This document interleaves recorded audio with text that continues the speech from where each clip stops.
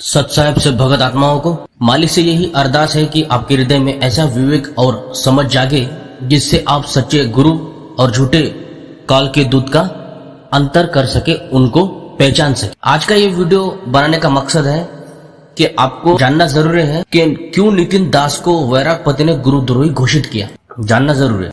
तो सत्संग में कहा जाता है हमेशा कि गुरु बिन ज्ञान न उपजे, गुरु बिन मिले न मोक्ष। जो गुरु की आज्ञा तोड़े सो सच्चा शिष्य नहीं, सो तो काल का दूत है। नितिन दास को कभी भी गुरु का आदेश प्राप्त नहीं हुआ है, फिर भी उसने अपने मन से, अहंकार से, अपने विचारों से गुरु की आज्ञा के विपरीत चलकर प्रचार करने का दुस्साहस किया। मतलब इसने अपने मन से प्रचार करने की कोशिश की, मन घड़ंत प्रचार, और इसके मन में जो आता था ये बोलता ही जाता था। गुरु से आगे बढ़कर कुछ वाणियों को रखता था, और जब इनके गुरु को पता चला कि इस प्रकार से ये मनमुखी मनगढ़ंत बातें कुछ अपनी ओर से लगाता है, तब उन गुरु को लंगोट देने का बड़ा अफसोस हुआ कि आखिर मैंने इसको लंगोट क्यों दे दिया। और इसको काफी अभिमान है कि मुझे वैरागपति साहब ने स्वयं अपने हाथों से लंगोट दिया। लंगोट देना एक अलग चीज है और गुरु मर्यादा में चलते रहना एक अलग चीज है, दोनों में अंतर होता है। कोई अगर किसी को गुरु पद देता है तो उस गुरु पद की गरिमा को रखना, मान सम्मान में रखना, ये हमारा कर्तव्य होता है। लेकिन इसका ये कर्तव्य बन गया है कि गुरु को ही उल्टा सीधा गलत प्रचार और आश्रम की बुराइयां करना इसने शुरू कर दी। जिसने जहां से ज्ञान लिया उसी को अज्ञानी और तरह तरह की बातें उनके खिलाफ ये बताने लगा। और जब इसकी सारी साजिशों, षड्यंत्र और धूर्त का, मूर्खता का आभास हुआ वैरागपति जी को, तो उन्होंने इसका लंगोट वापस ले लिया। गुरुद्रोही घोषित करना मतलब गुरु का शिष्य थोड़ी रहना होता है। जिस गुरु ने आपको गुरुद्रोही घोषित कर दिया, आगे चलकर वो बंदा गुरु बनता है तो उस गुरु की मर्यादा को वो तोड़ रहा है। जिसे गुरु ने आदेश ही नहीं दिया कि आगे चलकर तू नाम देगा, आगे चलकर तू प्रचार प्रसार करेगा, जब इसका भेद खुला तो वैरागपति जी ने नितिन दास को गुरुद्रोही घोषित कर दिया। अब गुरुद्रोही घोषित करना मतलब शिष्य से भी हाथ धो लेना और गुरुपद से भी हाथ धो लेना। तो लंगोट का अर्थ कुछ बचा ही नहीं, शेष रहा ही नहीं फिर। तो कबीर साहब की वाणी का ये प्रमाण है और इस पर ये नितिन दास खरा नहीं उतरता है। आप स्वयं विचार कीजिए। गुरु की आज्ञा मानिए तजी अपना अभिमान, जो आज्ञा बिन बोले सो शिष्य नहीं शैतान। क्या बोलते हैं कबीर साहब कि गुरु की आज्ञा मानिए तजी अपना अभिमान, जो आज्ञा बिन बोले सो शिष्य नहीं शैतान। ये अभिमान भी करता है और गुरु की आज्ञा भी इसने तज दिया है, गुरु की आज्ञा मानी नहीं। जब गुरु ने गुरुद्रोही घोषित कर दिया है तो फिर काय का सत्संग, फिर काय के प्रवचन, फिर काय के गुरु और काय के फिर मूल ज्ञानी बाबा हुए हो। फिर कहां से वो 13वें पंथ का निर्णय करेंगे। खुद कह रहे अपने आपसे कि मैं 13वें पंथ में, वहां पर वाणी है साफ शब्दों में कि 12वें पंथ में हम ही चले आवे। इस काल के दूत ने कर दिया वहां पर घोटाला, इसने कर दिया 13वें पंथ में हम ही चले आवे। अरे नहीं भाई नहीं, वहां पे लिखा है सीधा 12वें पंथ में हम ही चले आवे।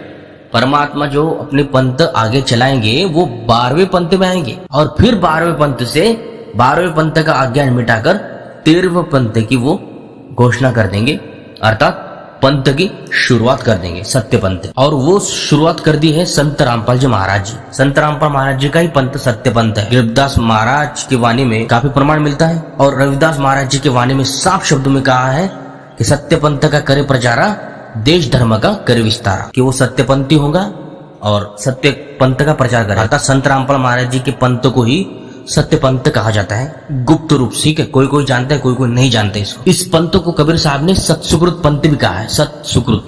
और सत्सुकृत का अर्थ भी वही निकलता है जो सत्य पंथ का निकल, समझो इस बात। और ये गुरुद्रोही घोषित कर दिया गया है और यही कारण है कि वैरागपति ने उसे गुरुद्रोही घोषित किया, क्योंकि इसने अपमान किया, मनगढ़ंत बातें बोलता था, ऐसे ऐसे बातें बोलता था गुरु के सामने जो गुरु को गवारा नहीं थी, क्योंकि इसने गुरु की आज्ञा छोड़ी। उसने साक्षात सतलोक के द्वार स्वयं बंद कर दिए, इसने अपने पैर पर कुराड़ी मार दी। अब सच्चे साधक के लिए संदेश क्या कहते हैं कबीर साहब? सच्चे साधक का लक्षण यही है कि वो गुरु की आज्ञा में ही जीवन व्यतीत करे, वो अपने मन की नहीं गुरु वचन की चले, गुरु वचन की बातों पर चले। जो ऐसा नहीं करता वो भक्ति नहीं, द्रोह करता है अपने गुरु से। तो संत रामपाल महाराज जी ने स्पष्ट कहा कि गुरु आज्ञा ही साधक का एकमात्र धर्म है। जो आज्ञा से विमुख हो जाता है वो चाहे कितना भी ज्ञानी क्यों ना बने, वो काल के जाल में फंस जाता है। और इसलिए भगत आत्माओं सदैव सावधान रहो उन काल के दूतों से जो बिना गुरु आदेश के ज्ञान बेचते फिरते हैं। सच्चे संत की पहचान यही है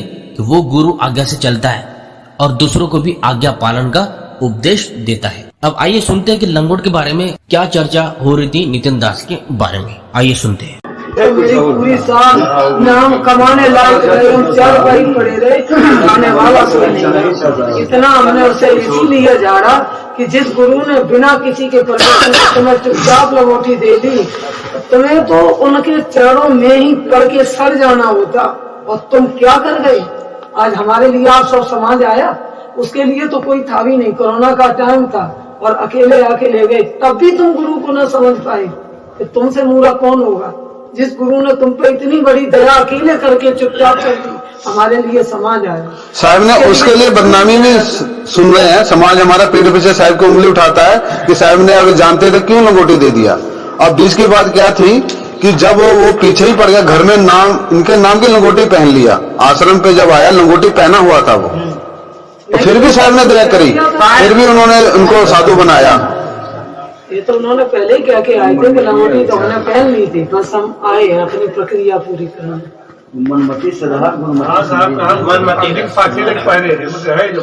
और हमें ये खबर भी मिली थी महाराष्ट्र में कोई साधु है, वहां जाकर लंगोटी मांगी, जब साहब ने मना करा, साहब ने मना कर दिया था। हवाई जहाज से टिकट बनाई, सूचना मिली साहब को, साहब ने मना करा लॉकडाउन चल रहा है, आप आओगे 14 दिन के लिए क्वारंटीन हो जाओगे, यहाँ पे अभी आने की जरूरत नहीं है, समाज में होगा लंगोटी। उसको खतरा पड़ गया, अब लॉकडाउन चल रहा है, हम जाएंगे और वहां से 2-4 महीने रहेंगे तो हम लंगोटी ले आएंगे, हम बेवकूफ बनाएंगे।